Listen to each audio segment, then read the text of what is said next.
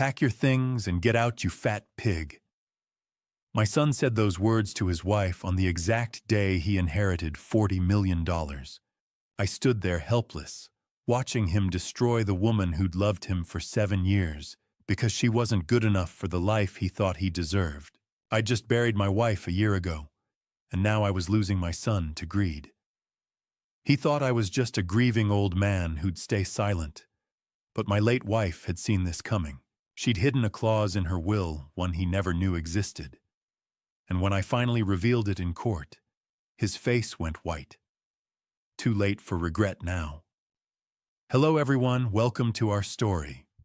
Before we begin, please hit that subscribe button and drop a comment telling us where you're tuning in from. We love hearing from you. A quick note, this story weaves together fictional elements for entertainment and educational value. Any similarities to actual names or places are purely coincidental, but the lessons here are worth your time. 12 months after we buried Margaret, I found myself driving through downtown on a Tuesday morning that felt too bright. The sun glinted off glass towers like nothing had changed, like the world hadn't lost the best woman I'd ever known. My mind kept circling back to those final weeks in the hospice room. Margaret had looked at me with those sharp eyes that cancer couldn't dull and said something that stuck like a splinter. I made sure everyone gets what they deserve. At the time, I thought she meant the will, the money, simple things you leave behind. I had no idea how wrong I was. My left hand rested on the steering wheel, and the gold band on my ring finger caught the light. 38 years I'd worn that ring. 38 years of mortgage payments and Sunday dinners, and the kind of ordinary, beautiful life that feels invisible until it's gone. Margaret and I had built something real. We'd raised a son, created a home, and kept our promises. That ring meant something. Loyalty, partnership, the quiet kind of love that shows up every single day. I wondered if David still understood what his own wedding band was supposed to mean. The law offices of Crawford and Associates sat on the 14th floor of a building that tried too hard to look important. Margaret had been gone a year, and we were finally here to settle the estate. The reception area smelled like furniture polish and old money. Mahogany paneling, leather chairs, framed certificates announcing expensive expertise. Sarah arrived first, right on time, like she always was. She wore a floral dress, modest and pretty, exactly what a second-grade teacher would wear. Her dark hair was pulled back, and she'd put on makeup with care, like this day mattered. Like maybe today would mark some kind of turning point. We sat together making small talk. Sarah kept glancing at the elevator, waiting. "The money will help," she said softly. "David and I have been talking about maybe finally buying a house, starting a family. I think this could be a fresh start for us." I wanted to believe her. David showed up 20 minutes late, blowing through the elevator doors like he was doing everyone a favor. He wore an expensive suit, his dark hair styled with careful messiness. He had Margaret's eyes and my jawline, and for 35 years I'd looked at him and felt nothing but pride. Lately that pride had started to feel complicated. He pecked Sarah on the cheek without really looking at her and shook my hand. Professional. Distant. His other hand held his phone thumb, already scrolling. Sorry I'm late. Conference call ran over." Sarah's smile flickered but held. "It's fine. We just got here." That was a lie. We'd been waiting 23 minutes. David sat beside his wife, but immediately angled toward his phone screen. Sarah reached over and put her hand on his knee, a small gesture asking for connection. David glanced up, gave her a quick smile that didn't reach his eyes, and went back to his phone. I watched this and felt something cold settle in my chest. Crawford's office was more mahogany, more leather, more certificates. James Crawford sat behind a desk, the size of a small car. A lean man in his mid-50s, with silver hair and wire-rimmed glasses. He pulled out a leather folder embossed with Margaret's name. "Margaret was a remarkable woman," he began.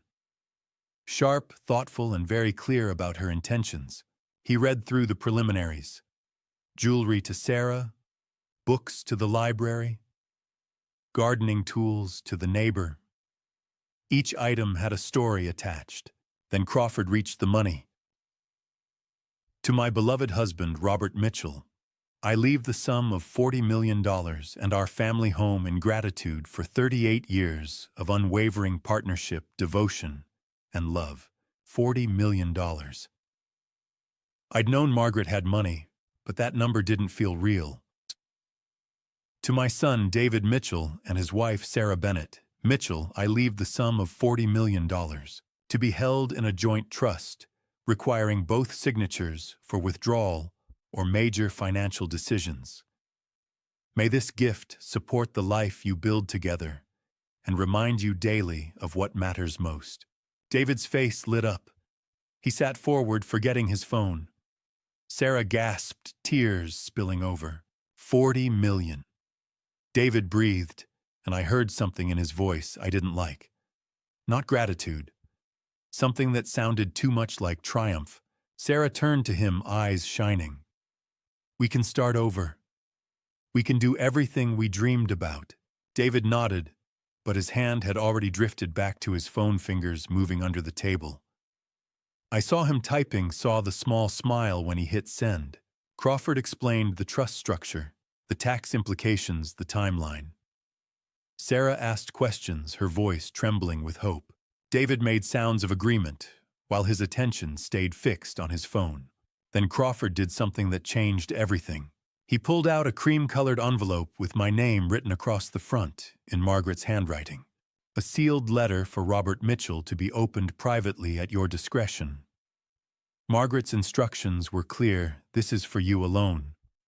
I took it, and the weight felt wrong. Too heavy. My fingers traced Margaret's handwriting, and I could almost hear her voice.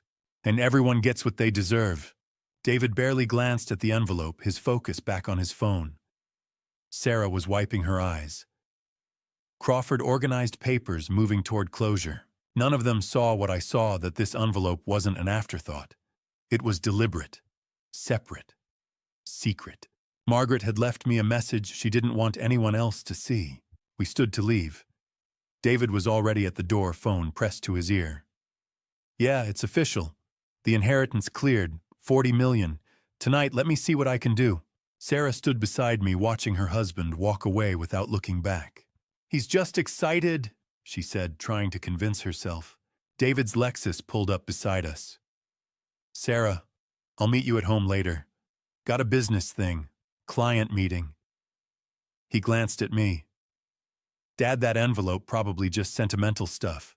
You'll read it at home, right? No rush. Something in the way he said it made the hair on my neck stand up. Like he needed me to be alone when I discovered whatever Margaret had written. I'll read it when I'm ready, I said. I stood alone in that parking garage and pulled out the envelope. Through the exit ramp, I could see David's Lexus paused at the light. Even from this distance, I could see him reach for his phone. The second Sarah's car turned the opposite direction, could see him smile. The same smile he used to give Sarah when they were young and in love. He wasn't smiling at his wife anymore. He was smiling at someone else. And somehow I knew Margaret had seen it too.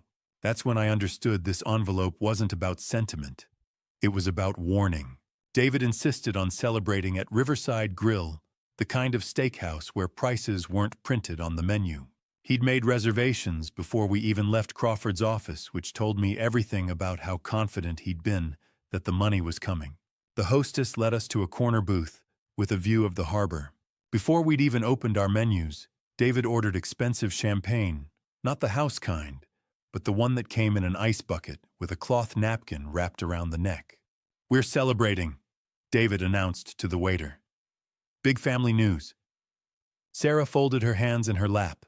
That small, nervous gesture I'd seen 100 times. She was trying to match David's energy, but something about her posture looked braced, like she was preparing for impact. David raised his glass.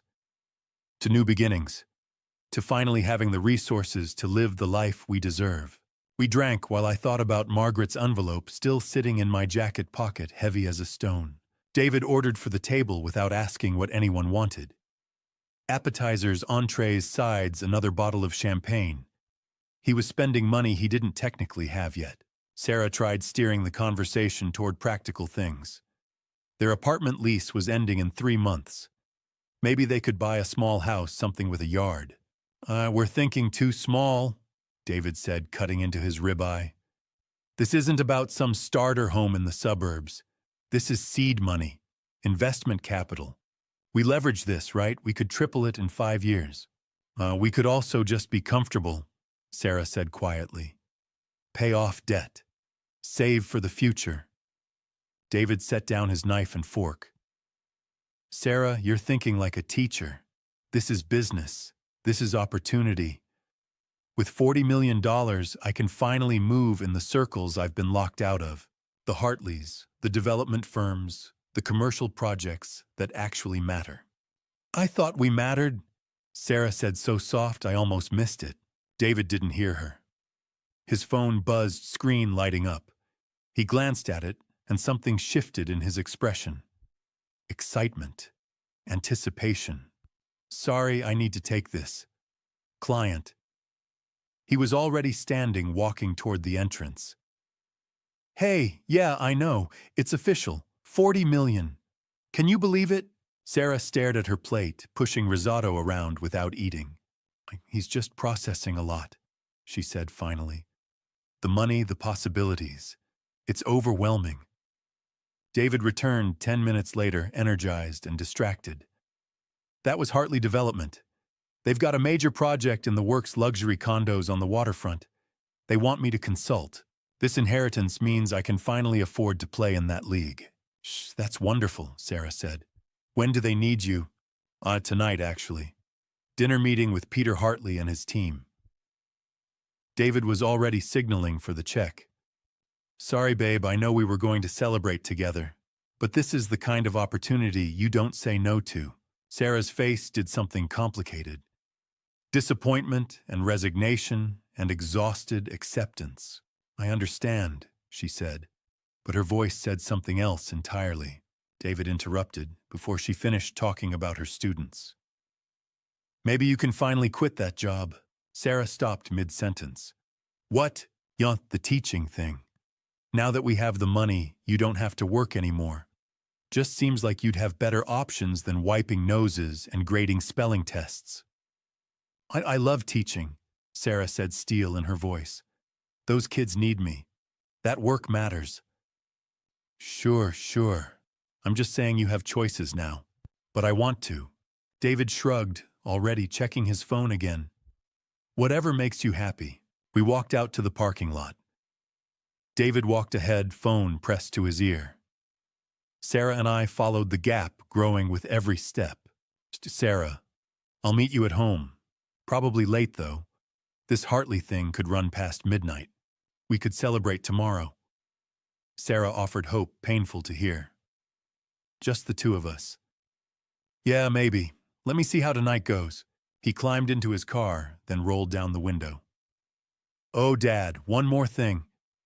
Don't mention that phone call at lunch to Sarah. Okay? I don't want her worrying about work stuff. He was asking his father to lie to his wife. No, of course, I said, and watched him drive away. Sarah drove away too, and I stood alone in that parking lot watching two separate cars head in two separate directions. At home, I sat in Margaret's study and opened the envelope. Inside were 2 documents, a handwritten letter and a legal form. I started with the letter, and Margaret's voice filled my head. Robert, my love, if you're reading this, I'm gone, and David has his inheritance. I prayed I was wrong about what I saw, but mothers know their children in ways that bypass hope.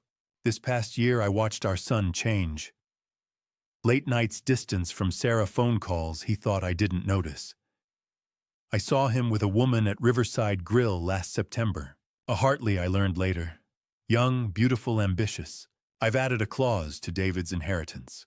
If he commits infidelity or abandons Sarah without just cause within 5 years of receiving the money, his entire $40 million transfers immediately to her. No appeals, no negotiations. Robert, I need you to be my witness. Watch David. Document what he does. And when the time comes, be the man I've loved for 38 years. Always yours, Margaret. My hands shook. I picked up the legal document and found the clause written in Crawford's precise language buried in Section 7, subsection 3. 5 years. A timer I hadn't known was counting. My phone buzzed.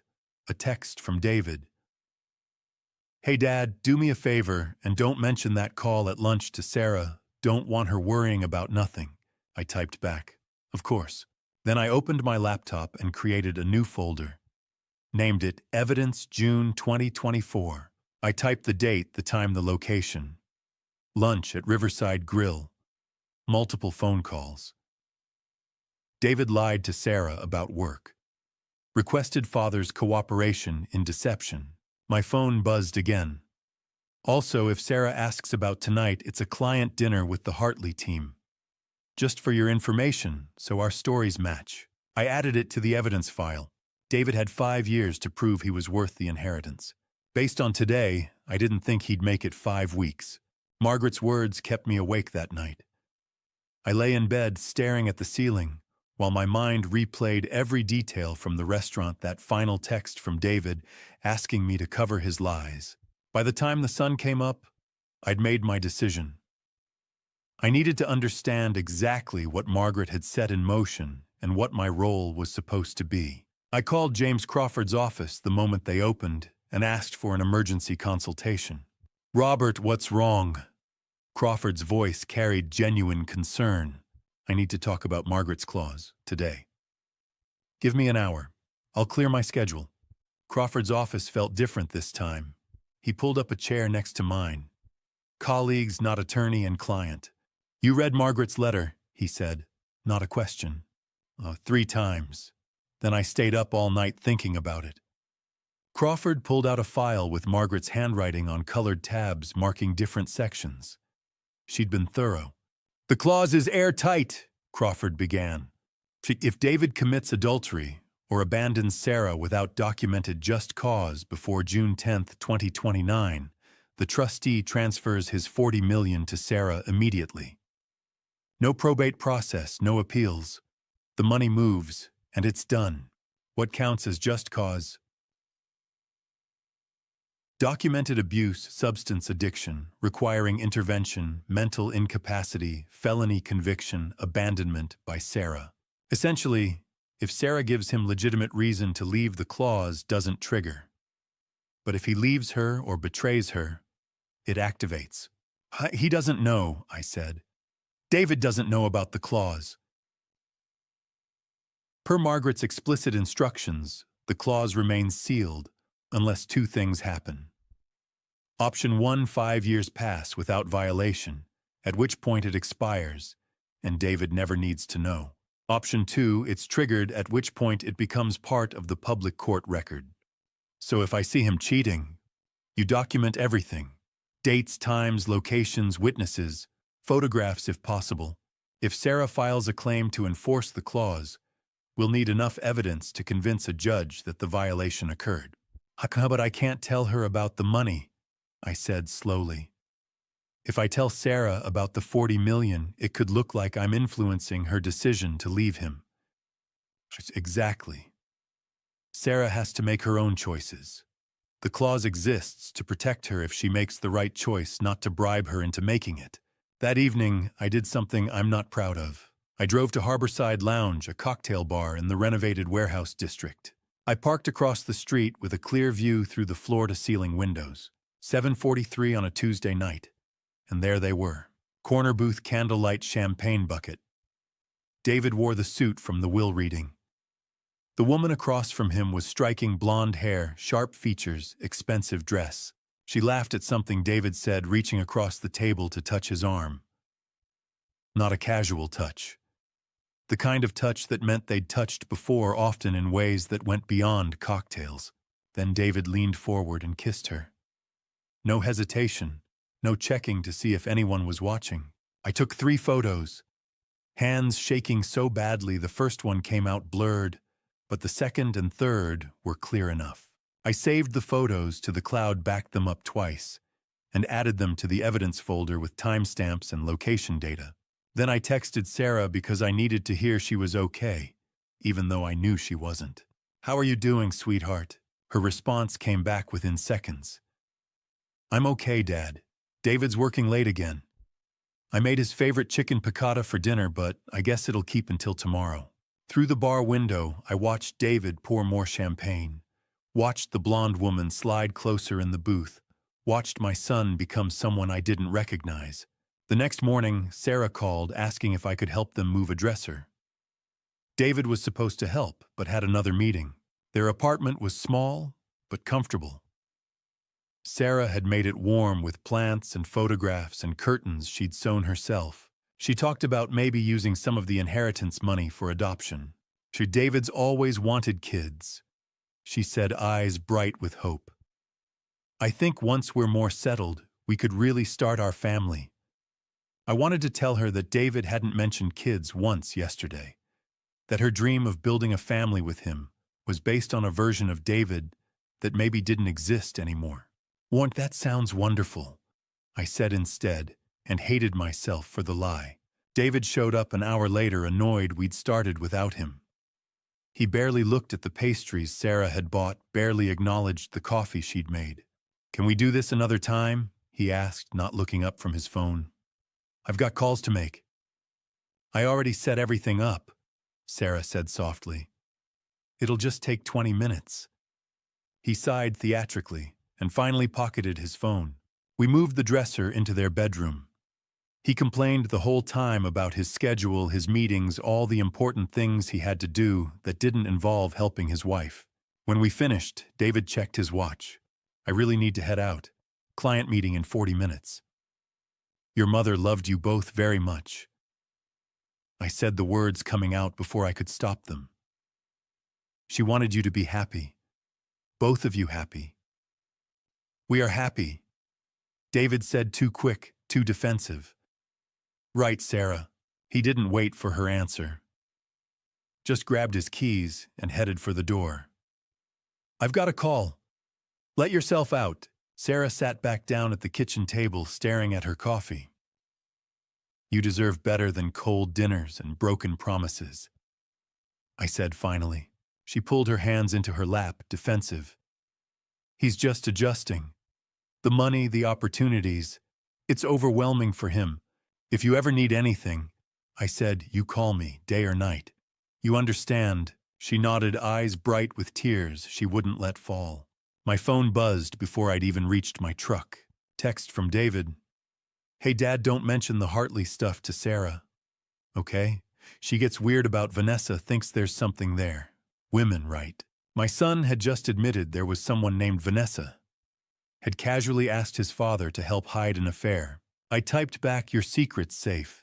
Then I opened the evidence folder and added a new entry. 5 years until the clause expired. 60 months. I didn't think my son would make it 60. The text came through on a Wednesday afternoon while I was replacing the bathroom faucet. "David wants you to come to dinner tonight. He says he has exciting news to share." Sarah's words, not David's. That detail stuck with me. If the news was so exciting, why hadn't my son called me himself? I texted back that I'd be there at 7, then spent the rest of the afternoon with a knot in my stomach. By 6:45, I was standing in the flower section of the grocery store, picking out sunflowers for Sarah, because she deserved something cheerful. Their apartment smelled like pot roast and garlic comfort food that took hours to make properly. The small dining table was set with their wedding china candles flickering in glass holders. Sarah had created something special here, a celebration dinner. "Where's David?" I asked. "We're running late. Work thing." She checked her phone for the 3rd time since I'd arrived. "He texted 20 minutes ago. Should be here any minute." 7:30 came and went. The candles burned lower. Sarah reheated the gravy twice, stirring it with mechanical precision, while her smile grew tighter. 8:15. The key finally turned in the lock. David walked in, still wearing his Bluetooth earpiece, finishing a conversation with someone who wasn't us. He didn't acknowledge the set table, the candles, the effort Sarah had poured into this dinner. Just headed straight for the whiskey cabinet. He took a long drink, loosened his tie, and finally addressed the room. "I'll make this quick. No hello. No apology for being over an hour late." Sarah stood from the couch, smoothing her dress. "Should I serve dinner now, or—" "Sit down, Sarah." The tone made something cold slide down my spine. Not angry, not emotional, just flat and final. Sarah sat. I stayed standing, every instinct screaming that I needed to be ready for whatever was about to happen. David took another sip of whiskey, then turned back to face us with an expression I'd never seen before. Detached. Distant. "I've made some decisions about our future," he said. "The Hartley project is moving forward. I'm partnering directly with Peter Hartley's development firm. Major opportunity." Sarah's face tried on a smile that didn't fit right. "That's wonderful, honey. I can finally operate at the level I should be at, which means some changes need to happen. I've put a deposit down on a condo in Hartley Tower. 2-bedroom, 30th floor, harbor view. Move-in is next week." Sarah's attempted smile began to crack.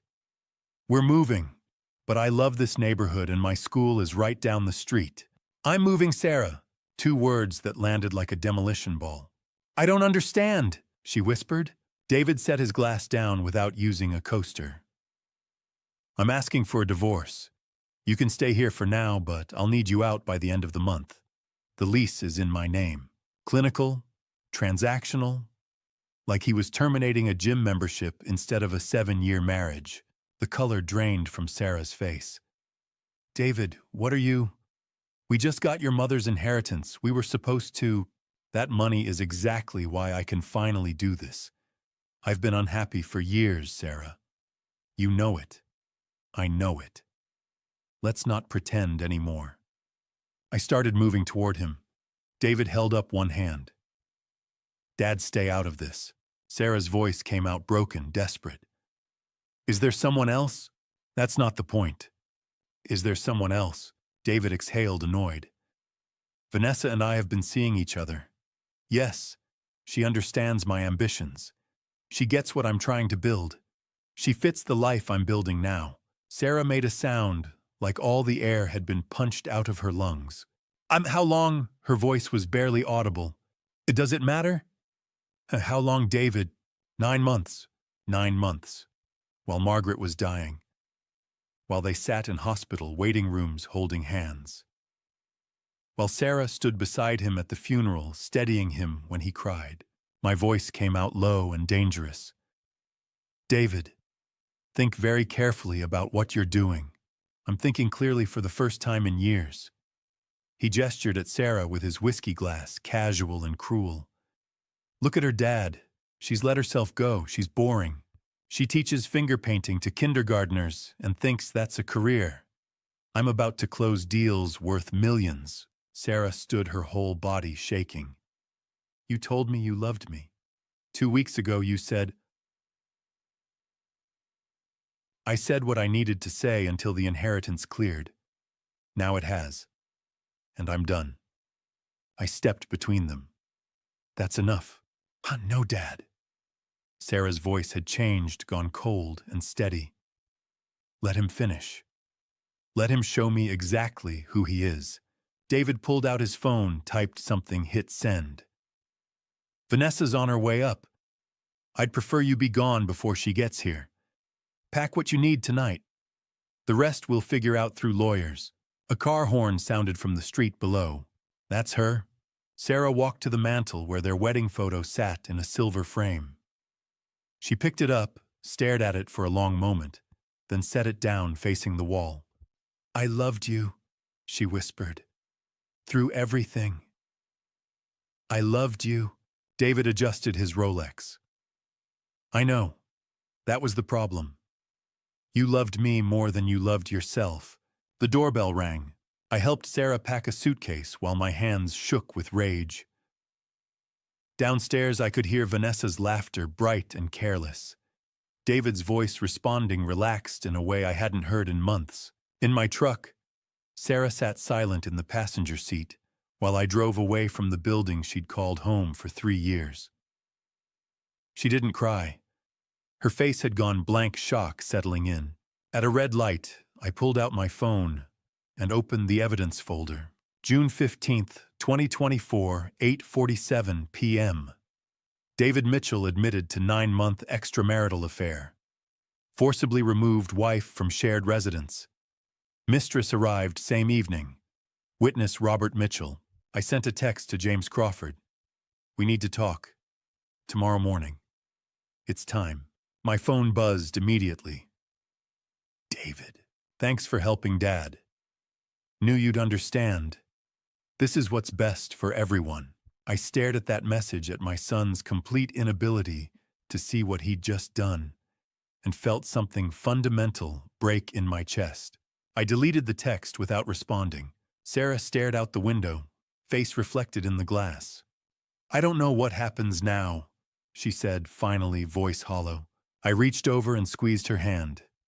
Now we fight back. The Comfort Inn off Highway 9 had a neon sign that flickered between vacancy and no, like it couldn't make up its mind. I pulled into the parking lot at 1:30 in the morning. The building squat and anonymous, exactly what we needed. Sarah hadn't spoken since we left the apartment. The night clerk barely looked up when I paid cash for 2 weeks. Room 237, second floor, overlooking the parking lot. Sarah sat on the edge of the bed, still wearing that blue dress Margaret had bought her, her packed suitcase untouched by the door. She looked small in the cheap fluorescent light diminished. I don't understand, she whispered. We were going to use that money for adoption, for a future. I sat beside her, careful not to crowd her space. He's not the man you married. When did he change, or was I just too stupid to see it? You weren't stupid. You were loyal. There's a difference. Sarah stared at her hands, twisting the wedding ring she hadn't taken off yet. He said I'd let myself go, that I was boring. Maybe he's right. Stop. My voice came out harder than I intended. You're a woman who kept loving someone who stopped deserving it. That's not weakness, Sarah. That's strength he'll never understand. That's when she finally cried. Real tears, the kind that had been building since David walked through that door and destroyed everything.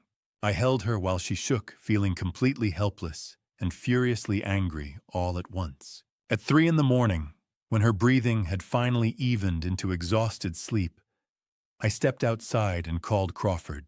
It happened, I said without preamble. I need to know our next steps. By 10 o'clock that same morning, I was back in Crawford's office. He'd cleared his schedule. He spread my documentation across his desk, like evidence at a crime scene. Photos from the bar, David's texts, timestamps the video I'd taken of Vanessa arriving while Sarah packed. This is solid, Crawford said, nodding slowly. Clear proof of infidelity. The abandonment is documented. If Sarah files to enforce the clause, we have enough to convince any judge. When do we tell her about the money? Not yet. Crawford's tone was firm. Sarah has to file for divorce because she wants to end the marriage, not because $40 million is waiting for her. If she knows about the inheritance before she makes that choice, David's lawyers will argue undue influence. And if she doesn't file, then we wait. But Robert, from what you've described, she will. This kind of betrayal doesn't heal. Crawford pulled a business card from his desk drawer. Give her this. Marcus Webb Family Law. Tell her he's offering services for a friend of the family. He knows about the clause and won't mention it until the time is right. I pocketed the card. What about David? He'll fight this. Good. Let him fight. Every move he makes will prove Margaret's clause was justified. That afternoon, I drove past Hartley Tower. Couldn't help myself. Needed to see what David had traded his marriage for. The building dominated the waterfront, all glass and steel and expensive views. Through the floor-to-ceiling windows on the 30th floor, I could make out movement. David and Vanessa champagne glasses catching afternoon light, gesturing at their new space like they were planning how to fill it. David's life had upgraded overnight. I drove back to the Comfort Inn, where Sarah answered the door in jeans and an old college t-shirt, eyes red but clear. She'd showered, pulled her hair back, started the slow process of putting herself back together.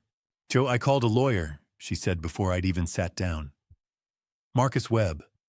He said you referred him." I nodded. "He said I have a strong case. David's affair, the abandonment, the timeline." She paused, studying my face. "He also said something strange, that I should document every expense, every asset, every communication, like he's expecting some major discovery." My pulse quickened. Crawford was preparing her without revealing the clause yet. "I'm going back to work Monday." Sarah continued her jaw-setting with determination I recognized from Margaret. "I'm not going to fall apart. David thinks I'm weak. I'm going to prove him wrong." That evening I found myself at Margaret's grave as the sun dropped toward the horizon. The granite headstone was still new enough to gleam her name, and dates carved with precision that felt too clinical for everything she'd been. I knelt in the grass, tracing her name with my finger. "I'm keeping my promise," I whispered. "But this is going to hurt him. Our son. I'm going to help take away everything he thinks matters." The wind moved through the cemetery trees. "You were right. He did this to himself." My voice caught. "But he's still our boy. And I don't know if what I'm about to do is justice or revenge." I sat there until the shadows grew long, talking to her like she could hear. My phone buzzed, startling me. Text from David. "Hey Dad, sorry about the drama last week. Sarah's taking it hard. Can you check on her, make sure she's okay? I still care about her, just not in that way anymore." I stared at that message, reading it 3 times. My son wanted me to comfort the woman he'd destroyed while he celebrated with his mistress. Wanted me to make sure she was handling her devastation well. I typed back carefully. "I'm taking care of Sarah. Don't worry about her." Then I added one more line. "Your mother would be proud of how you're handling everything." I hit send, knowing he'd read it as approval when it was actually condemnation. I opened the evidence folder and added a new entry. June 18th. David requested I provide emotional support to Sarah while he cohabits with a affair partner. Demonstrates awareness of harm caused, plus lack of remorse. Asked me to verify she's okay, while enjoying new luxury condo with Vanessa Hartley. I saved it, backed it up to 3 separate locations, then stood at Margaret's grave one final time. "Let the games begin," I whispered to her headstone. Somewhere across town, Sarah was probably planning her first day back at work, preparing to face second graders who would ask where Mr. David was. Somewhere in Hartley Tower, David was probably pouring more champagne, showing Vanessa the view, congratulating himself on finally having the life he deserved. And here in this cemetery, I was preparing to honor my wife's final wishes by destroying our son's carefully constructed future. Margaret had seen this coming a year ago, had planned for it, prepared for it, trusted me to execute it when the time came. The time had come. 10 days after I stood at Margaret's grave and declared war on my son's lies, I found my truck keys sitting on the kitchen counter instead of hanging on the hook by the door where I'd left them. Small thing. Easy to dismiss. I grabbed them and headed out for groceries, thinking nothing of it until later that night when my reading glasses turned up in the refrigerator next to the milk. I laughed it off. 62 wasn't 90. People misplaced things. Then David started calling every day. "Just checking in, Dad. How are you feeling? Any confusion, forgetting things?" "I'm fine. A little forgetful maybe, but that's normal. It's just Mom's death was hard on you. Sometimes grief affects memory. If you need anything, I'm here." The calls felt caring at first. My son reaching out, making sure I was okay. I appreciated the attention after feeling invisible during his whirlwind with Vanessa. July 2nd changed everything. I woke at 2 in the morning to use the bathroom and found my front door standing wide open. I knew I'd locked it, had checked it twice like I did every night since Margaret died. I called David immediately. He arrived within 20 minutes, hair messed from sleep, genuine concern on his face. Dad, did you forget to lock it? No, I locked it. I checked twice. His expression shifted to something that looked like pity. Okay, let's just make sure everything's secure. He walked through the house, checking windows while I followed, watching him test locks and peer into closets. When I stepped into the living room to check the back door, I didn't see him move my coffee maker from its usual spot to the opposite counter. The next morning, I reached for it automatically. My hand found empty space. I turned confused and spotted it across the kitchen. My phone rang. David. Morning sleep, okay. Door stayed locked. Yeah, but did you move my coffee maker when you were here? Long pause. No, Dad. I didn't touch your coffee maker. Are you feeling all right? That afternoon, he called again, suggesting I schedule a checkup. Just routine, he said. Stress after losing mom, grief doing strange things to the mind. Dr. Jennifer Palmer came highly recommended. I agreed to the appointment mostly to stop his worried calls. Palmer's office was all chrome and leather certificates covering the walls. David showed up 5 minutes after I arrived, apologetic about being in the neighborhood, insisting he wanted to support me. During the examination, he kept interjecting. Dad's been forgetting things. Keys locking doors. Last week, he called me at 2 a.m., convinced someone broke in, but the door was just unlocked. He'd locked it, but didn't remember. Wait, that's not what happened. The door was locked. Dr. Palmer's voice stayed gentle. Robert, disorientation after losing a spouse is completely normal. He's also been emotional, David continued, calling me about Mom, forgetting we'd already had those conversations. My frustration built. David, you're twisting things. Dad, I'm worried. That's all. His hand landed on my shoulder, his voice catching slightly. I can't lose you too. Palmer ran cognitive tests. I passed easily. No signs of dementia. Some stress markers expected given your circumstances. But the memory lapses. David pressed. Monitor it. Keep a journal. If it continues, we'll do deeper testing. In the parking lot, David hugged me tight. I'm sorry. I'm just scared. You're all I have left. Guilt washed over me for being annoyed. My son was grieving too. 3 days later, Linda Foster knocked on my door with a casserole. She saw David here late last night, around 11. Didn't know you had company. I frowned. David wasn't here last night. Her face clouded. Robert, I saw his car. Silver Lexus, right? I checked my phone. No texts from David. Maybe you saw someone else's car. Maybe, she said slowly, but her expression said otherwise. After she left, I pulled up my security camera footage. July 11th, 11:17 p.m. David's Lexus in my driveway.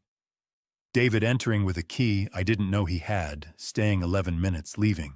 I called him immediately. Why were you in my house last night? His voice came smooth, unbothered. I wasn't. I was with Vanessa all evening. I have you on camera. Pause. Oh, wait. Yeah, I stopped by. You asked me to grab your blood pressure medication. Remember, you called at 10:30. No, I didn't. Dad. His voice shifted to concern. You did. I have the call log. Want me to send you a screenshot? I checked my phone. There was an outgoing call to David at 10:33, but I had no memory of making it. I sat in my living room staring at that call log for an hour. Had I called him and forgotten, was my memory failing? Then I noticed my TV remote on the kitchen table. I never left it there. It lived on the arm of my recliner. I went back to the camera footage and watched it again, this time paying attention to what David did inside. Watched him adjust picture frames a 1/4 inch. Move the remote. Shift the salt shaker from the left side of the stove to the right. Small things. Crazy-making things. I opened a new document on my laptop and titled it, Gaslighting Evidence. My phone rang. David. Hey Dad, just checking in. Dr. Palmer asked me to keep an eye on you. How's your memory today? Anything else missing or moved? My hand tightened on the phone. I understood now.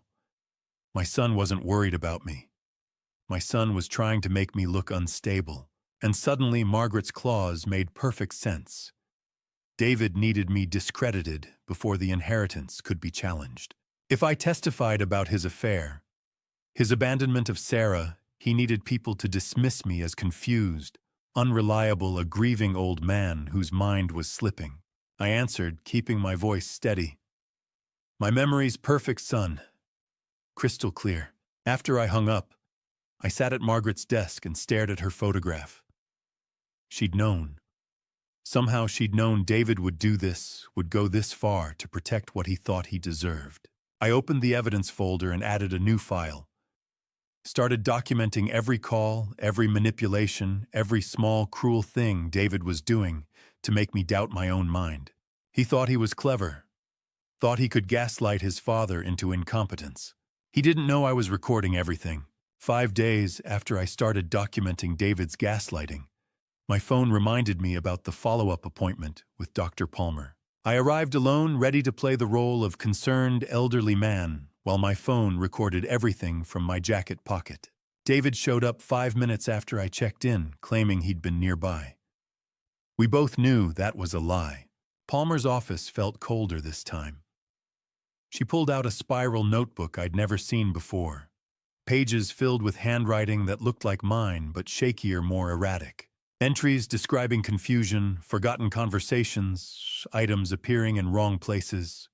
These entries are concerning, she said. That's not my journal.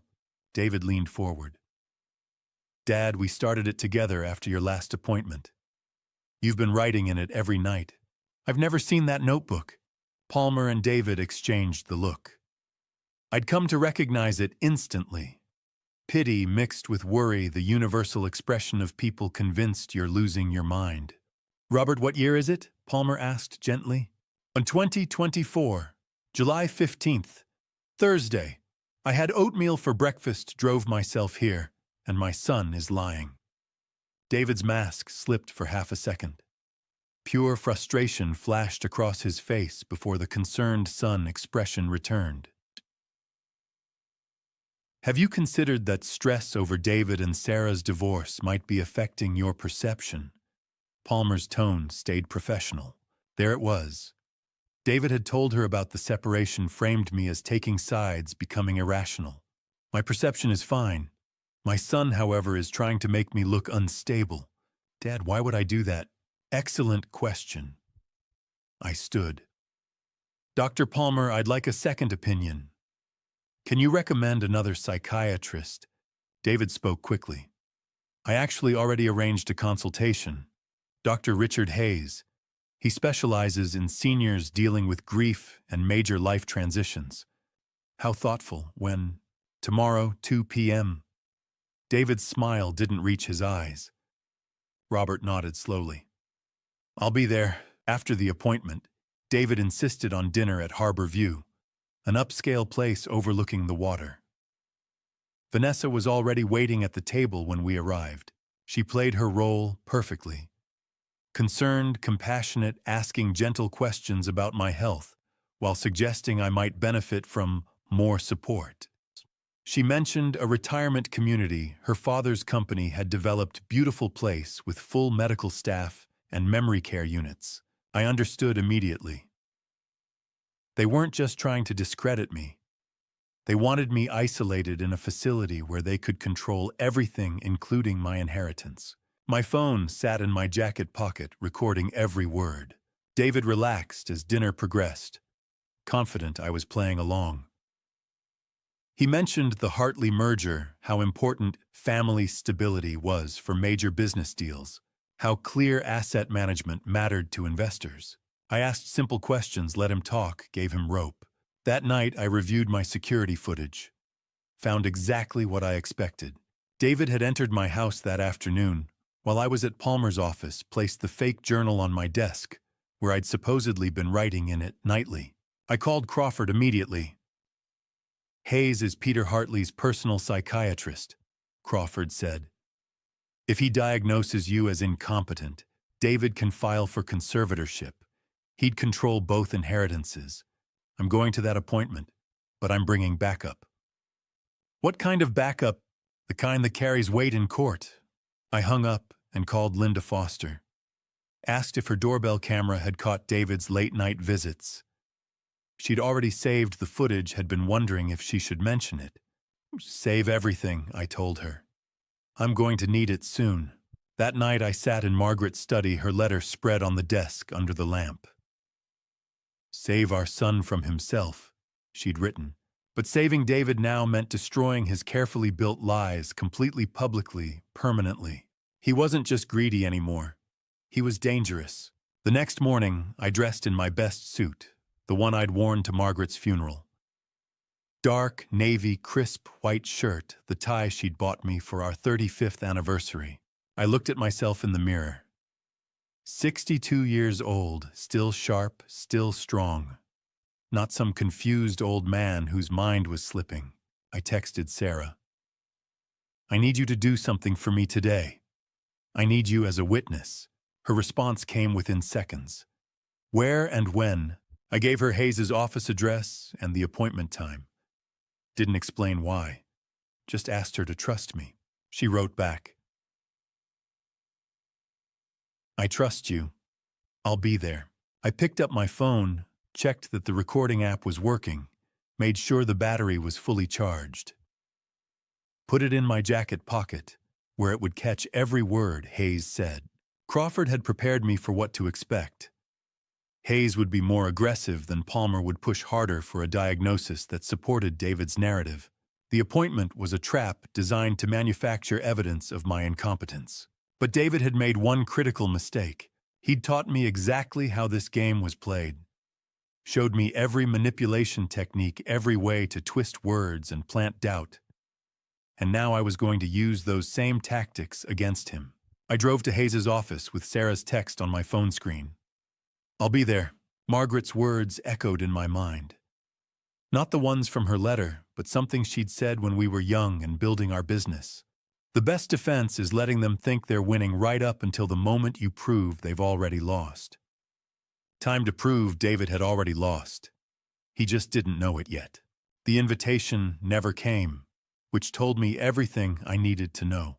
David's merger celebration at Hartley Tower was family business, and I'd been written out of the family. I went anyway. July 25th, a Thursday evening, humid enough to make my dress shirt stick to my back during the short walk from the parking garage. Hartley Tower's penthouse event space occupied the top 3 floors, all glass and steel, and views that cost more than most people earned in a lifetime. Security at the elevator tried to stop me until I mentioned I was David Mitchell's father. They stepped aside. The space was packed with people who mattered. City developers in $1,000 suits, council members whose votes shaped skylines, women in dresses that cost more than my truck. Servers circulated with champagne and appetizers too small to actually fill anyone up. Vanessa saw me first. She wore silver something that caught light and attention in equal measure. Her expression froze for half a second, before smoothing into a hostess smile. She touched David's arm, whispered something, and his head turned. Our eyes met across 50 feet of expensive real estate. Surprise, then annoyance, then the mask sliding back into place. He excused himself from a conversation with 3 men in matching ties and crossed the room. Dad, I didn't know you were coming. Wanted to see what $40 million bought you. His smile went tight. It's an investment. Mom would be proud. Your mother left you that money to build a life with Sarah, not to impress people whose last names are on buildings. His hand found my elbow, grip harder than necessary. Keep your voice down. This isn't the place. He steered me toward a corner near the floor-to-ceiling windows. The city spread below us, lights coming on as twilight faded. From up here, everything looked small and manageable. Mr. Mitchell. The voice came from behind us, deep and assured. Peter Hartley, even taller, up-close, silver hair, perfect suit, that probably cost what I used to make in a month. Peter Hartley. Your son is brilliant. We're fortunate to have him. He's fortunate to have his mother's inheritance to invest. Peter's smile never wavered. Generational wealth exists to be leveraged. David understands that. I hope you'll support his vision. The words were pleasant. The meaning underneath wasn't. Dad's been under stress, David said quickly. Mom's passing hit him hard. Of course, grief is a difficult journey. Peter's hand landed on my shoulder, brief and heavy. If you need anything medical care counseling, we have excellent resources. Family takes care of family. He moved away, rejoining a cluster of important people near the bar. David watched him go, then turned back to me. You need to leave. This is a public event. It's a private business function, and you're embarrassing me. His voice stayed low, but the edge in it was sharp. Go home, Dad. We'll talk later. I left before he could have security escort me out. Took the elevator down 60 floors while champagne-drunk laughter echoed from above. David caught up to me in the parking garage, jogging between concrete pillars in his expensive shoes. Wait, just wait. I stopped at my truck key fob in hand. I need to talk to you about something. He was breathing hard, loosening his tie. Your inheritance. The 40 million. What about it? Have you thought about estate planning investment strategy? He leaned against my truck like we were having a casual father-son chat. That money is sitting in a trust account doing nothing. It could be working for you. It's working fine. What if we pool resources, your 40, my 40? Do something major together. Real legacy building. There it was. The ask I'd been waiting for since Margaret died. Why would I do that? His expression shifted, concern replacing calculation. Because honestly, Dad, I'm worried about your ability to manage that kind of money long term. With your memory issues, the confusion. What if someone takes advantage of you? Someone like you. I'm trying to protect you. The gentleness dropped. Palmer and Hayes both documented cognitive concerns. If something happens, if you become incapacitated, that money needs proper management. Are you threatening me? I'm helping you. Before things get worse. He straightened, brushing garage dust off his sleeve. Think about it. Joint account co-trustees. That way, when you need help, everything's already in place. I opened the truck door. My memory is fine. My judgment is fine. And my money is mine. His mask slipped. You're making this harder than it needs to be. Making what harder? He caught himself, the concern sliding back. Making sure you're cared for. That's all. I drove home through traffic that moved like cold honey, called Crawford from the driveway. He wants my inheritance, the whole plan. Discredit me, prove incompetence, file for conservatorship control, both inheritances. Conservatorship requires proof you can't manage your affairs. If you're clearly competent, they're manufacturing evidence. Palmer Hayes, the fake journal, the emergency medical contact they added without permission. Crawford went quiet. Move your money, tonight. Somewhere David can't track. I hung up and looked at the house. 40 years of mortgage payments and memories. David learned to walk on that porch. Margaret planted roses along the fence every spring. Now he wanted to take it all. My phone buzzed. Sarah. Heard about David's engagement on social media. Are you okay? I'm fine. How are you? Surviving. Marcus says divorce should be final soon. David's lawyer keeps delaying, but we'll get there. I almost told her. Almost said your ex-husband is about to lose $40 million and doesn't know it yet. But Crawford's voice echoed. Let her choose divorce for the right reasons. You're stronger than you know. So are you. After she hung up, I opened my laptop and logged into my bank account. Transferred $38 million to a new account at a different institution under a trust name David wouldn't recognize. Left $2 million in the original account. Enough to look legitimate, not enough to be worth fighting over. My email pinged. Automated alert from Dr. Palmer's office. David Mitchell had been added as emergency contact on my medical records. I hadn't authorized that. I called Crawford back. They're moving faster than we thought. How long until they file? Days, maybe a week. We need to be ready. I looked at Margaret's photo on my desk. They're coming for everything. Then we hit them first, with everything. I opened the evidence folder. 43 documented incidents.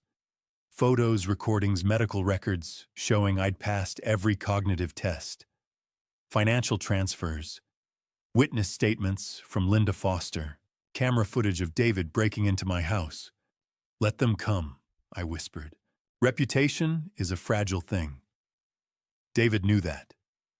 Which is why he started destroying mine in public 9 days after his merger celebration. The community center fundraiser had been on Margaret's calendar for 20 years. She'd served on the board, organized silent auctions, baked cookies that sold for double what they were worth. Missing it would have been admitting defeat. I went anyway. August 3rd, a Saturday afternoon that felt too bright for what was coming. The center's main hall was packed with people I'd known for decades. Neighbors, friends, Pastor Williams, who'd married us and buried her. I was setting up Margaret's memorial photo display when David walked in with Vanessa. He didn't come to me, didn't acknowledge the photos I'd arranged. Just started working the room like a politician handshake and concerned expression perfectly calibrated. I heard him before I saw what he was doing. Just want to check on Dad. He's been struggling since Mom passed. Pastor Williams nodded sympathetically. David's voice dropped, but not enough. Memory lapses. The doctors are concerned. I moved closer, pretending to adjust a photo frame. The Hendersons were next. Found him confused in the grocery store parking lot last week. Couldn't remember where he'd parked. Had to help him search for 20 minutes. That never happened. I hadn't been to that grocery store in a month. Margaret's book club friends clustered near the refreshment table. David approached with practiced worry. We're looking into memory care facilities, just to have options. You understand. Mrs. Henderson broke away from the group and found me by the display. Her hand touched my arm, gentle and pitying. Not Robert Honey if you need anything. Rides to appointments, meals, brought over someone to check in. Please let us know. Understanding hit like cold water. David was preemptively explaining me, building a story where anything I said about him would sound like confusion, paranoia, the sad decline of a grieving man whose mind was slipping. If I accused him of gaslighting, they'd think it was cognitive decline. If I mentioned his affair, they'd assume I'd mixed up facts. If I said he was trying to steal my inheritance, they'd hear paranoid delusions. He was making me unreliable before I could become dangerous. I found him near the buffet table, pulled him aside. What are you doing? His arm went around my shoulders, voice loud enough to carry. Dad, I was just telling everyone how brave you're being. His grip tightened, fingers digging into my shoulder blade. Smile and act normal, or I'll tell them you're having an episode. I smiled. He released me and walked away. 20 minutes later, I overheard Vanessa holding court with women I'd known since David was in elementary school. It's heartbreaking watching David try to care for his father. Robert gets combative when David tries to help. Makes accusations, says David is stealing from him, lying about things. She shook her head, expression perfectly sad. The doctors think it might be paranoia, grief-induced cognitive issues. That's so sad, one woman said. Robert was always so sharp. Was, past tense, like I'd already died. My hands shook. I gripped the edge of a table to steady them. Every word was calculated. They weren't just lying. They were building a medical narrative with vocabulary that sounded professional, authoritative, irreversible. The fundraiser ended at 4. David found me packing up Margaret's photos. We need to talk about next steps. There are no next steps. He sighed, patient and weary. I've scheduled a family meeting. Tomorrow, 10 a.m., my place. Dr. Palmer, Dr. Hayes, and a social worker will be there. We're discussing your care plan. I don't need a care plan. The medical professionals disagree. He pulled a folder from his messenger bag. Reports evaluations. This is serious. I can't watch you decline and do nothing. I took the folder, flipped through pages that made me look unstable, missed appointments I'd never scheduled, erratic behavior I'd never exhibited, financial confusion that didn't exist. This is fiction. It's documentation. His voice dropped private and cold. You can fight this, make it ugly, or you can let people who love you help. Your choice. And if I don't come to your family meeting, his smile didn't reach his eyes. Then we file for emergency conservatorship. A judge reviews these records and decides you're a danger to yourself. Is that what you want? I drove home in silence, hands tight on the wheel. Called Sarah from my driveway because she was the only person who'd understand. They're trying to force me into a conservatorship. What, Robert? Why? Because I know what David did, and I'm in the way. Silence. Then, what did he do? I almost told her. Almost said he's about to lose everything and doesn't know it yet. But if she knew about the money before choosing to fight, it would taint her choice. He's trying to control my inheritance, discredit me, make me look incompetent. Her voice went hard. He's doing to you what he did to me, making you doubt yourself. I'm not doubting myself, but everyone else is. Then we fight back, together. You helped me when I had nothing. Let me help you. How? I'm a witness. I've seen David lie, manipulate, destroy. If they try to paint you as unstable, I'll testify that you're the sanest person I know. My throat went tight. Thank you. The family protects family, and you're more family to me than David ever was. After we hung up, I called Crawford and Marcus on a conference line. They're forcing a meeting tomorrow. Doctor's social worker intervention setup. It's a trap. Crawford's response was immediate. Don't go. If you attend, you legitimize their process. They'll twist everything you say. Marcus agreed. And Robert, it's time. We need to tell Sarah about the clause. I sat at my kitchen table with Margaret's letter in front of me. Tomorrow, David expected me to walk into an ambush, to be declared incompetent, to lose everything. I opened my laptop and typed an email to Crawford. File the trust violation claim, today. Let's end this. My finger hovered over send. The doorbell rang. 10:37 p.m. Security camera showed 2 police cars in my driveway. 4 officers. David standing on my porch, phone in hand, face arranged in grave concern.